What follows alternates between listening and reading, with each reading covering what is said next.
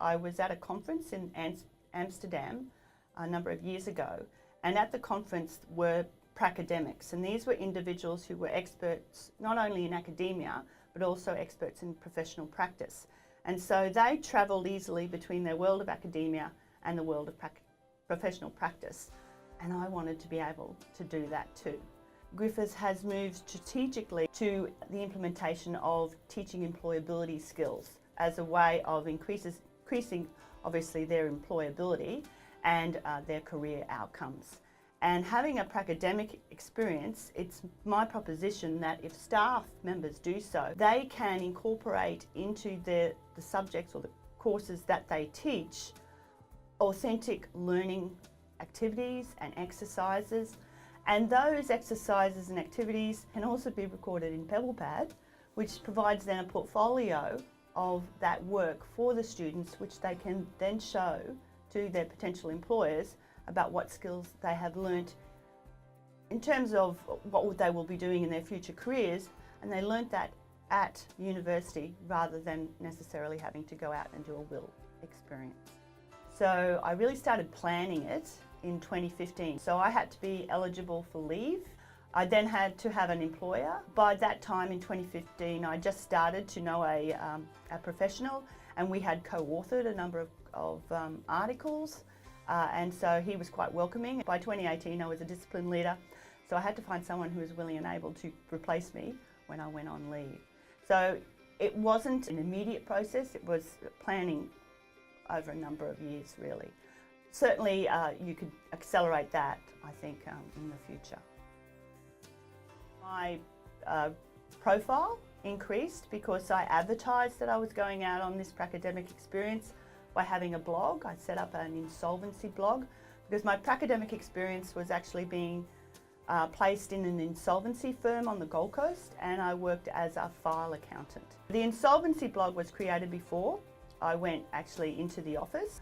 I talked about each week a particular situation that had happened in the office, and then how that related to me personally, to me in a business sense, but also to me in a teaching sense. I published it through LinkedIn and my Facebook, and that gave me access to people not only in Australia but overseas as well. So I had a lot more views. I certainly increased the opportunities and chances I saw for including exemplars, situations in my teaching that I could relay to students. So they're the benefits for me. There were multiple benefits, but there were also benefits for the employer and also for Griffiths. For the employer, I was employed to do work there, so obviously they had extra labour.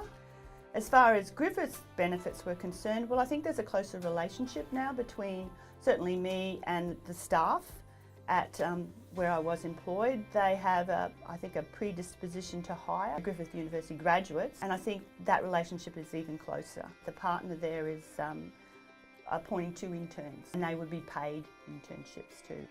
So there were benefits, multiple benefits for all of us in that experience. A long-term goal of mine is to actually, I've applied for some grant monies to try and develop a pilot program so that we can actually establish a framework where on a regular basis people can use their study leave as a means of undertaking a Pracademic experience. It's a lot easier to establish and create that Pracademic experience if you have contacts in industry and in the profession. But the idea of having the pilot program is that we will be setting up a database of employers who are willing to co-host, who want to have a Pracademic come into their offices. It's a matter of basically planning when you want to take it, why. You need to have a purpose, because if you're going to apply through a study leave, it's really got to be linked with some longer term objectives around research or teaching or service. But the wonderful thing about a Pracademic experience is that it ticks all the boxes. You can provide service to your community, to Griffith University. You will come home and back to your teaching to incorporate what you learnt out there so that your students get the benefit of your experiences. It's basically planning when you want to take it, why you want to take it, and then getting that collaboration, that partnership existing between you and an employer, which hopefully the pilot program, if it succeeds, can help you do so.